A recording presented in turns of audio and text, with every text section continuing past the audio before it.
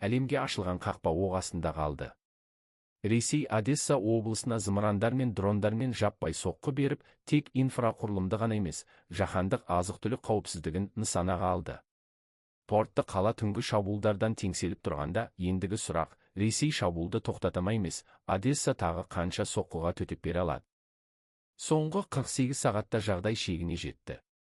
Ресей әскері баллистикалық зымырандар мен шахед дрондарын қолданып, Украинаның өмір жолы саналатын Дунай өзендегі порттарды жүйелі түрде атқылауда.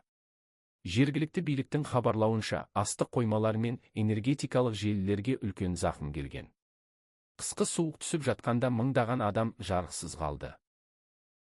Неліктен Одесса? Мәскеудің мақсаты Украина экономикасын тұншықтыру және Қара теңіздегі бақылауды толық қолға алу. Бірақ Одесса тек порт емес, ол Украинаның төзімділік символы.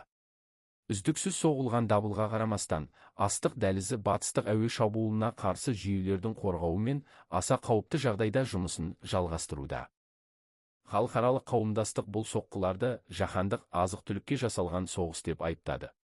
Президент Зеленский Одесса аспанын қорғау, бүкіл Еуропаны қорғау екенін айтып, қосымша әуе қорғаныс жүйелерін сұрады. ЮНЕСКО-ның мұралар тізіміне енген тарихи қала орталығы Ресейдің аяусыз шабуылының нысанасына айналып отыр. Қара теңіз үстінде түтін сейілгенімен Одесса берілер емес. Бірақ Ресейдің бар назары осы оңтүстік бекініске ауғандықтан, жағалау үшін шайқас ең қауіпті кезеңге өтті. Біз жағдайды тікелей бақылап отырмыз. Әбіб Ньюске жазылып, майдандағы соңғы жаңалықтарды бірінші болып біліңіз.